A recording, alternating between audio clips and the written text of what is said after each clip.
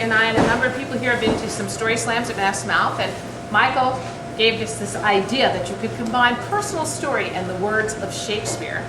And I put that word in Robert's ear, and he took the word and ran with it. So, Robert Fairchild.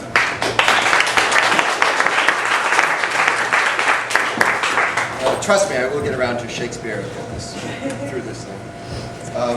I was encouraged by, on my way here today, I drove down the Revere Beach Parkway and I saw Everett High playing Leominster High in a JV football game, and I thought, there's a sign from the gods, the football gods at least, that this is correct. So, it was a late summer, early fall of the year I graduated from high school. I don't know how or why the idea of forming a park league football team came about.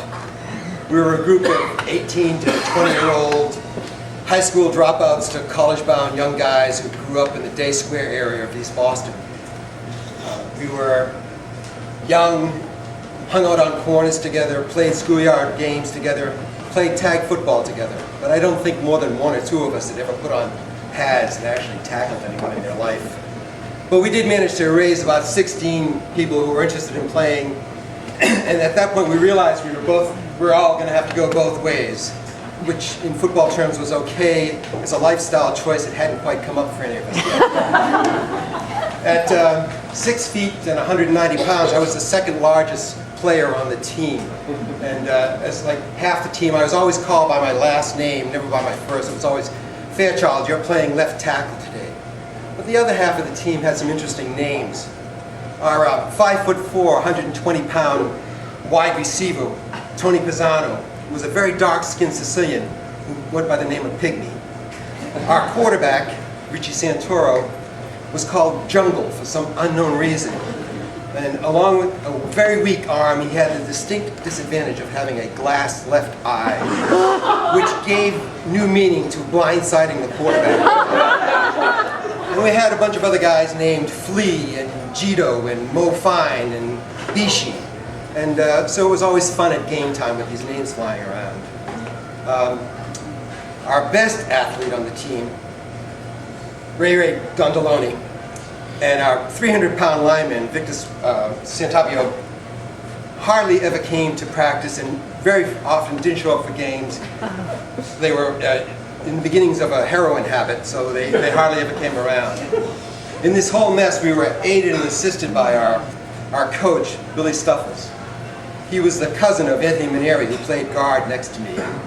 Billy had actually played high school football, but his coaching ability and his play calling were terrible. And so every week, twice a week, for 2 hours, we would practice in preparation for Sunday's game. We lost the first 5 games of our 6-game season. My best effort came in game number 4. I was playing left tackle, and it was a pass play, and I managed to knock my man down, and I set up back to form some pass protection for Jungle. When I looked to my left, and I saw a blitzing safety from the other team heading right towards Richie's blind side. So I started running to the left, hoping I could stop this tackle from happening, but Jungle, with his arm cocked back, was directly between us. At the last possible second, he stepped up into the passing pocket, and I ran with my forearm right through the face mask of the opposing player, knocking him unconscious on the ground. We lost that game. The following Sunday, in our last game, Coach Stuffles called us all together before the game to give his first and only inspirational speech. This day is called the Feast of Crispian. And sees old age, will stand a tiptoe when the day is named, and rouse him in the name of Crispian. He that lives today and sees old age will yearly, on the vigil, feast his neighbors, and say tomorrow is Crispin's day. Then shall he strip his sleeve and show his scars and say, these wounds I had on Crispin's day. Old men forget, yet all shall be forgot, but he'll remember with advantages what deeds he did that day. Then shall our names, as familiar in his mouth as household words, Harry the King, Bedford and Exeter, Warwick and Talbot, Salisbury and Gloucester, be in their flowing cups freshly remembered. This story shall the good man tell his son, and Crispian shall ne'er go by from this day until the ending of the world, but we in it shall be remembered.